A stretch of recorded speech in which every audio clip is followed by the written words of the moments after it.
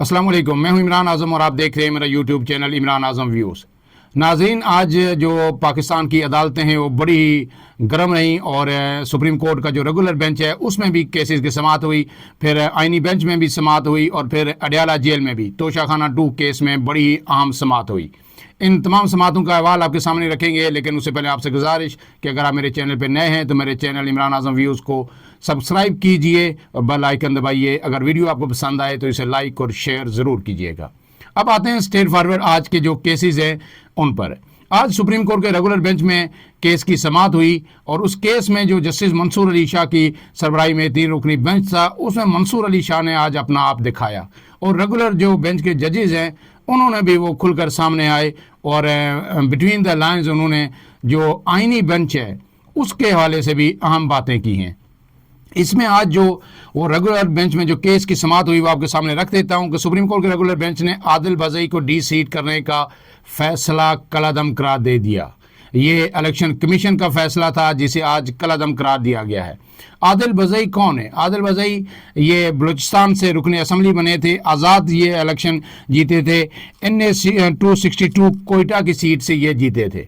अब इनका जो केस था वो मुख्तसरन आपको बता दूं कि ये इन्होंने जब हल्फ लिया असम्बली का तो उसके बाद ये हुकूमती बेंचेस पर बैठे, तो मतलब ये कहा जा रहा था कि इन्होंने नून लीग में शमूलियत इख्तियार कर ली। लेकिन जब 26वीं आइनी तरमीम का मामला सामने आया तो उन्होंने इसमें 26वीं आइनी तरमीम के हक़ में वोट नहीं दिया और वो अपोजिशन बेंचेस पर आके यानी PTI के साथ बैठ के उसके बाद इनके खिलाफ इलेक्शन कमीशन में रेफरेंस भेजा गया कि जी इन्होंने खिलाफ वर्जी की है, नून लीग के रुकन थे और इन्होंने जो है वोट नहीं दिया 26वीं आइनी तरमीम के हक़ में। तो इलेक्शन कमीशन ने उनको डी नोटिफाई कर दिया।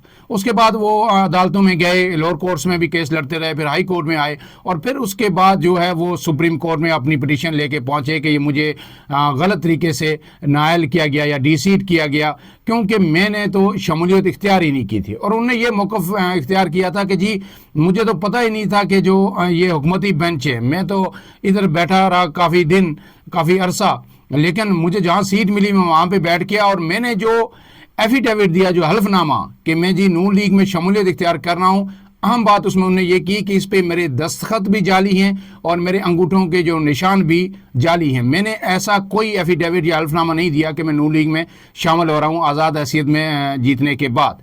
इसलिए मैं जो आज़ाद हूँ और PTI का रुकन हूँ तो इसलिए मैं जो है इसके हक़ में मैंने वोट नहीं दिया 26वीं आइनी तरमीम के, लिहाजा मेरा डी सीट करना नहीं बनता।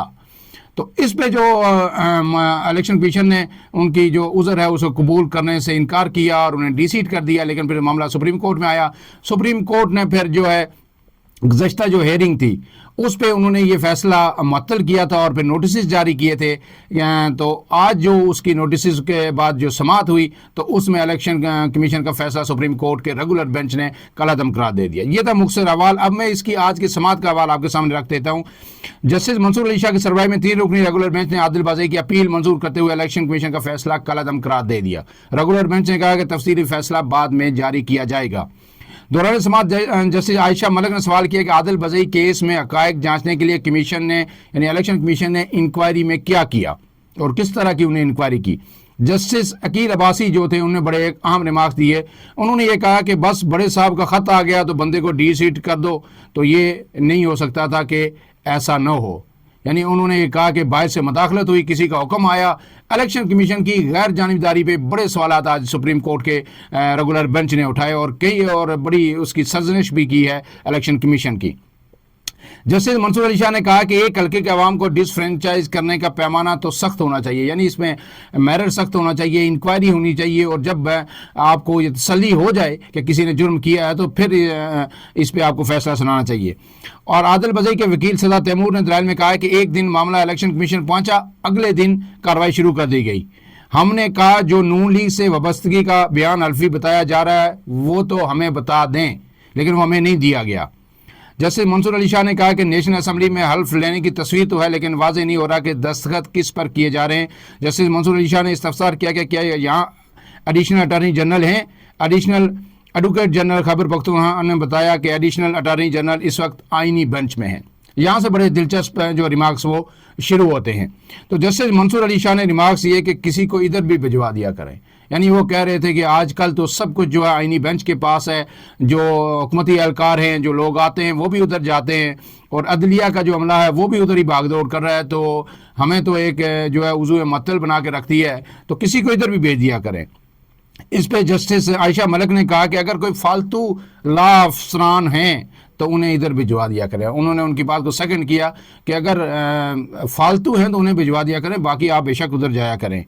تو اس کے بعد جو ہے پھر عدالت میں جو دلائل ہوئے تو اس کے بعد بلاخر انہوں نے اس جو ہے فیصلے کو معطل کر دیا، کالعدم قرار دے دیا، اور عادل بزئی کو اپنی نشست پر بحال کر دیا۔ اب آتے ہیں آئینی بینچ کی طرف۔ آئینی بینچ میں جو سویلینز کا فوجی عدالتوں میں ٹرائل ہے، وہ آپ کو پتا ہے کہ اس کی درخواستوں پہ جو ہے نا سماعت چل رہی ہے، اور آج اس میں ججی کی طرف سے بڑے عام ریمارکس آئے۔ خواجہ حارث جو وزارت دفاع کے وکیل ہیں وہ بھی اس میں دلائل دے رہے ہیں۔ تو اس کے سماعت کا حوال کچھ یوں ہے کہ سپریم کورٹ نے ملٹری کورٹس میں سویلین کا ٹرائل کالعدم قرار دینے کے خلاف حکومتی اپیلوں کی سماعت میں ریمارکس دیے کہ سویلینز کو بنیادی حقوق سے کیسے محروم رکھا جا سکتا ہے۔ یہ بڑا اہم نقطہ تھا، آرٹیکل 8 کے گرد ہی آج ساری یہ سماعت گھومتی رہی ہے۔ اس میں یہ ہوا ہے، جسٹس محمد علی مظہر نے کہا کہ کیا 5 رکنی بینچ نے آرمی ایکٹ دفعات کو آرٹیکل 8 یہ شہریوں کے بنیادی حقوق سے متعلق آرٹیکل ہے پاکستان کے آئین میں، اس سے متصادم قرار دیا تھا۔ جسٹس جمال مندوخیل نے ریمارکس دیے کہ ملٹری کورٹس کا پورا کیس آرٹیکل 8 کے گرد گھومتا ہے۔ جو شخص آرم فورسز میں نہیں وہ اس کے ڈسپلن کے نیچے کیسے آ سکتا ہے؟ خواجہ حارث نے جواب دیا کہ اگر قانون اجازت دیتا ہے تو ڈسپلن کا اطلاق ہوگا۔ تو یہ ججز کے ریمارکس بار بار وہ یہ کہہ رہے ہیں کہ یہ کیسے آرٹیکل 8 پھر کدھر جائے گا؟ اگر آپ سویلین کا ٹرائل ملٹری کورٹس میں کریں گے تو بنیادی حقوق کا کیا ہوگا سویلین کے جو ہیں؟ جسٹس جمال مندوخیل نے کہا کہ ایک شخص آرمی میں ہے، اس پر ملٹری ڈسپلن کا اطلاق ہوگا۔ بالکل ٹھیک ہے۔ ایک شخص محکمہ زراعت میں ہے، اس پر محکمہ زراعت کے ڈسپلن کا اطلاق ہوگا یا نہیں؟ یہ سوال ہے۔ نہیں۔ جسٹس جمال مندوخیل نے کہا کہ ایک شخص آرمی میں ہے، اس پر ملٹری ڈسپلن کا اطلاق ہوگا۔ ایک شخص محکمہ زراعت میں ہے، اس پر محکمہ زراعت کے ڈسپلن کا اطلاق ہوگا۔ اگر کوئی شخص کسی محکمے میں سرے سے ہے ہی نہیں، اس پر آرم فورسز کے ڈسپلن کا اطلاق کیسے ہو سکتا ہے؟ کیا غیر متعلقہ شخص کو ڈسپلن کے نیچے لانا آرٹیکل 8 کی خلاف ورزی نہیں ہوگی؟ یہ وہ نقطہ ہے جس پر میں آپ کو سمجھا رہا ہوں اور اب بات کر رہا ہوں۔ جو شخص آرمی ایکٹ کا سبجیکٹ نہیں، اس کو بنیادی حقوق سے کیسے محروم کیا جا سکتا ہے؟ اس پہ خواجہ حارث نے جو کاؤنٹر اس پہ دلائل وغیرہ بھی دیے، انہوں نے کہا کہ مخصوص حالات میں سویلین پر بھی آرمی ایکٹ کا اطلاق ہوتا ہے، ملٹری ٹرائل میں بھی فیئر ٹرائل کے آرٹیکل 10A موجود ہے، عدالت کے پاس آرمی ایکٹ دفعات کو کالعدم قرار دینے کا اختیار نہیں ہے۔ تو اس میں جسٹس جمال مندوخیل نے بڑے ہی آگے جو اہم ریمارکس دیے، انہوں نے کہا کہ کیا آرمی ایکٹ نے آئین کے آرٹیکل 8 کے سیکشن غیر مؤثر نہیں کر دیے؟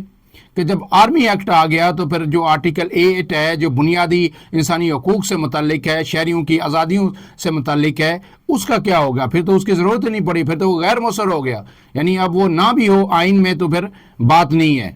تو اگر ایک فوجی افسر اپنے افسر کو قتل کر دے تو کیس کہاں چلے گا؟ اس پر خواجہ حارث نے کہا کہ اس کا کیس تو عام عدالت میں چلے گا۔ فوجی کو قتل کرنے والے کا مقدمہ عام عدالت میں چلتا ہے۔ فوجی تنصیبات پر حملہ بھی ہو تو انسداد دہشت گردی ایکٹ کے تحت ہی جرم ہے، یہ خواجہ حارث نے کہا اور عدالت نے کہا پھر یہ کیس بھی ادھر ہی چلنا چاہیے۔ یعنی یہ ریمارکس ہیں، ابھی کنکلوژن اس کا فیصلہ آنا ہے۔ جسٹس مسرت ہلالی نے بھی کہا کہ ذاتی اناد پر فوجی کا قتل الگ اور بلوچستان طرز پر فوج پر حملہ الگ چیز ہے۔ تو سپریم کورٹ نے اب جو تمام تفصیلات، جو 10 مئی کی FIR کی تمام تفصیلات طلب کرتے ہوئے اس کی سماعت کل تک ملتوی کر دی ہے۔ لیکن ان ریمارکس سے پتہ چلتا ہے کہ سپریم کورٹ، مجھے ایسا لگتا ہے کہ یہ جو سویلین کا ملٹری کورٹس میں ٹرائل ہے اس کو روک دے گی۔ اس سے پہلے سپریم کورٹ نے اپنے فیصلے میں، گزشتہ فیصلے میں دسمبر میں جو ہوا تھا، اس میں جو ملٹری کورٹس کو سویلینز کے فیصلہ سنانے سے روک دیا تھا۔ تو میرے خیال میں اب چیزیں بہت ساری ریورس ہوں گی، جس طرح میں گزشتہ ویلاگز میں بھی آپ کو تفصیل کے ساتھ اس حوالے سے آگاہ کیا تھا۔ اس کے بعد جو آخری کیس تھا وہ بانی PTI عمران خان اور ان کی اہلیہ جو بشرا بی بی ہیں، ان کا کیس تھا، اور یہ کیس ہے جو اڈیالہ جیل میں اس کی سماعت ہوئی۔ اسپیشل جج سینٹرل شاہ رخ ارجمن نے اس کی سماعت کی، اور یہ تھا توشہ خانہ 2 کیس، اور اس میں جو ہے عمران خان آج پیش ہوئے اور بشرا بی بی پیش ہوئی، اور اس میں بڑی ڈیولپمنٹ ہوئی ہے کہ جو توشہ خانہ اور اس میں آج بڑی ڈیولپمنٹ ہوئی ہے کہ توشہ خانہ 2 جو کیس ہے اس میں بھی عمران خان اور ان کی اہلیہ بشرا بی بی پر فرد جرم عائد کر دی گئی ہے. اب تک کے لیے اتنا ہی. جو مزید اپڈیٹس آئیں گی آپ کو آگاہ کرتے رہیں گے. اپنے میزبان عمران اعظم کو اجازت دیجیے. اللہ حافظ.